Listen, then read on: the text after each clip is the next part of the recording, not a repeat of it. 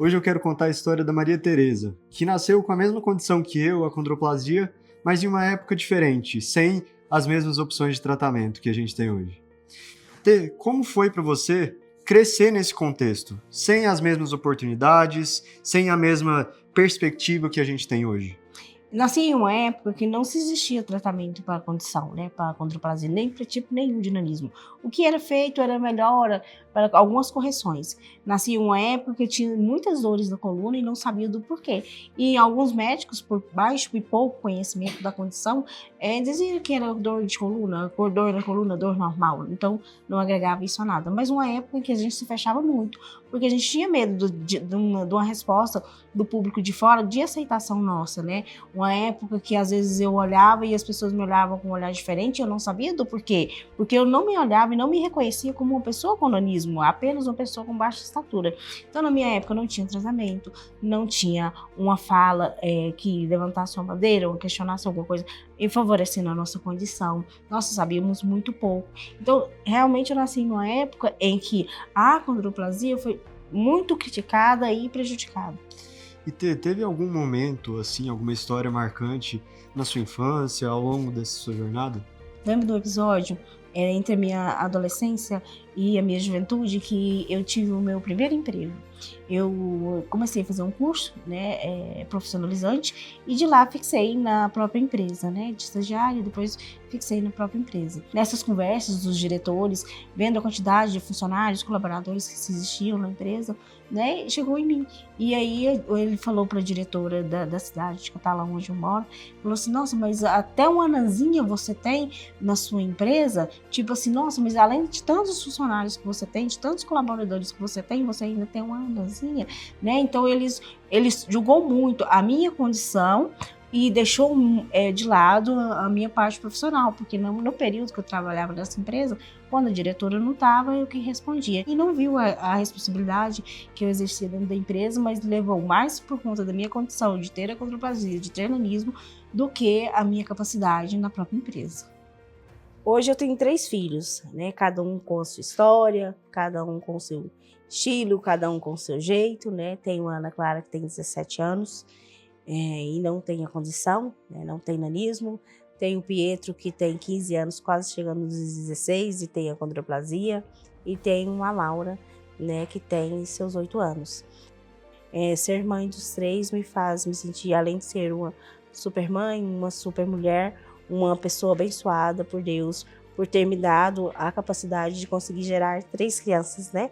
3 crianças diferentes, mas 3 crianças que são muito especiais na minha vida. Bom, o Pietro tem quase 16, a Laurinha tem 8, os dois têm nanismo, mas são de gerações quase diferentes. Quais são as maiores diferenças entre eles? Bom, o Pietro começou com a gente teve uma certa dificuldade desde quando a gestação. Por volta de 28 semanas eu fui fazer a história que quase todos os pais têm. Fui fazer o ultrassom do Pietro e o médico falou para mim que ele era uma criança incompatível com a vida, né? Por conta das medidas bem diferentes, de perímetro cefálico, do fêmur e outras demais condições, ele não soube me dizer que o meu filho teria nanismo. Assim, simplesmente falou que o meu filho era incompatível com a vida. E assim que ele nasceu, a gente fez todas as tratativas que é destinada a crianças com nanismo, que é os exames, passar por geneticista, né? Na época ele não fez o teste genético para saber o real motivo, foi por exame clínico, exames clínicos. A gente conseguiu também fazer diversos ultrassons para ver se realmente estava tudo ok, e realmente estava tudo ok.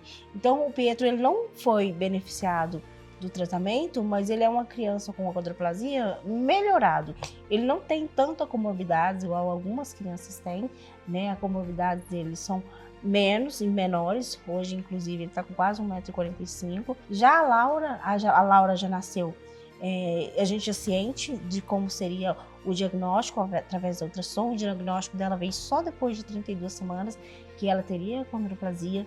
Já estava sendo estudado no Brasil o tratamento, né, para quem tem acondroplasia.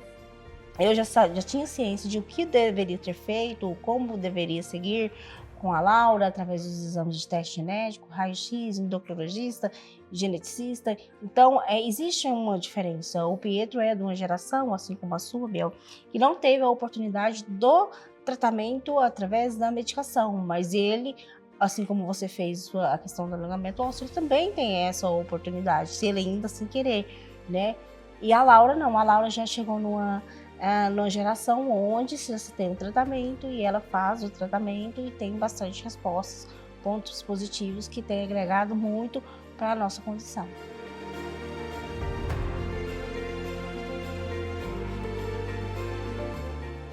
E Tê, quando você olha para a Laura, o que você deseja para o futuro dela? Eu desejo uma maior autonomia, uma melhor qualidade de vida, né, reduzindo assim comorbidades, que ela possa ser o que ela quiser, sonhar, né, ter os seus desejos e seus sonhos, não somente para a Laura, mas com todas as outras crianças que têm achondroplasia possam ter acesso ao tratamento, e não é a nossa condição que vai impedir que a gente tenha o sucesso que a gente sempre desejou. Essa é a história da Maria Tereza, uma história de coragem, de família, de esperança.